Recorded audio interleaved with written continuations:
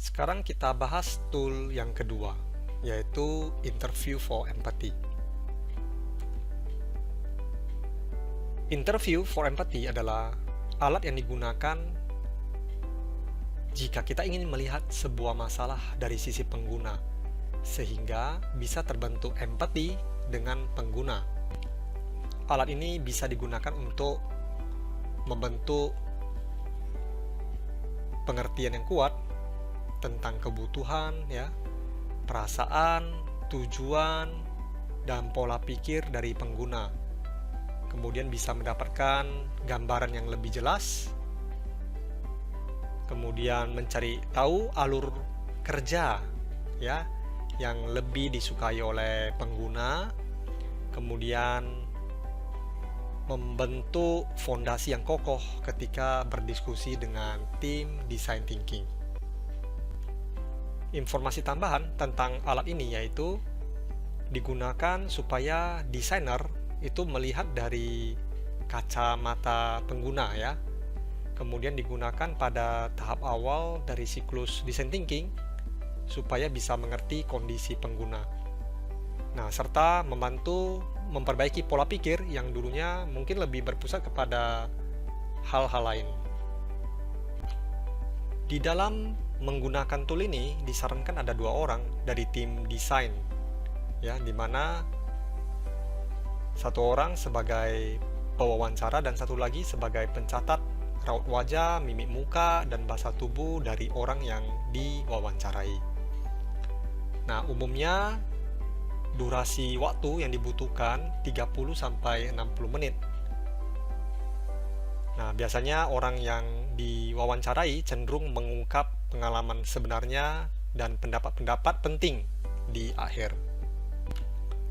Untuk melakukan interview for empathy, lengkapi peralatan berikut yaitu buku tulis, pulpen, kamera atau smartphone.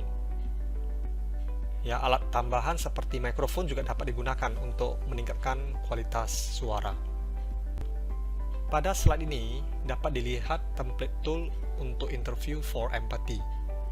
Nah, ini terdiri dari asumsi dari orang yang diwawancarai dan masalahnya, kemudian bagaimana membangun hubungan dengan yang diwawancarai supaya bisa memberikan perasaan yang nyaman, supaya mau nge-share mau berbagi, mau bercerita terkait masalah gitu Kemudian pertanyaan kunci terkait eksplorasi dari cerita, kemudian kata kunci dan topik yang memiliki hubungan dengan emosi, kemudian garis besar dari cerita.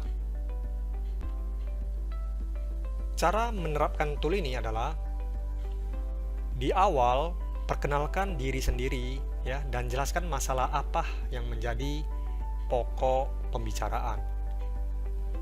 Kemudian sampaikan bahwa wawancara ini hanya untuk mengetahui pandangan dan pemahaman mereka saja, jadi bukan untuk mencari solusi. Kemudian orang yang diwawancarai akan bersedia bercerita dengan lebih lengkap jika merasa nyaman. Jangan memotong atau menyela ketika orang yang diwawancarai sedang bercerita.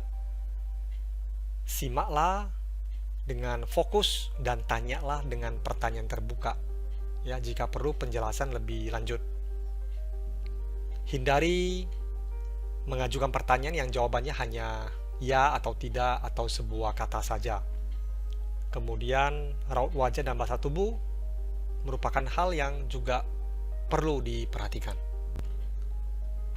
Template tool interview for empathy sebelumnya yang berbentuk kertas, sekarang kami ubah menjadi versi Microsoft Word Jadi tidak usah menggunakan kertas, tetapi nanti mahasiswa bisa saling berkolaborasi langsung melalui Microsoft Word.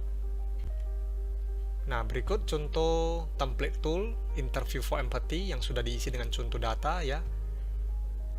Dianggap tim desainer sudah melakukan wawancara dengan pelanggan atau pengguna. Nah, isian yang pertama ya, asumsi mengenai kepribadian dan masalah ya. Jadi yang menjadi kepribadian di sini adalah Tari, karyawan kantor yang rajin, namun masalahnya tidak memiliki dan tidak bisa mengendarai kendaraan bermotor.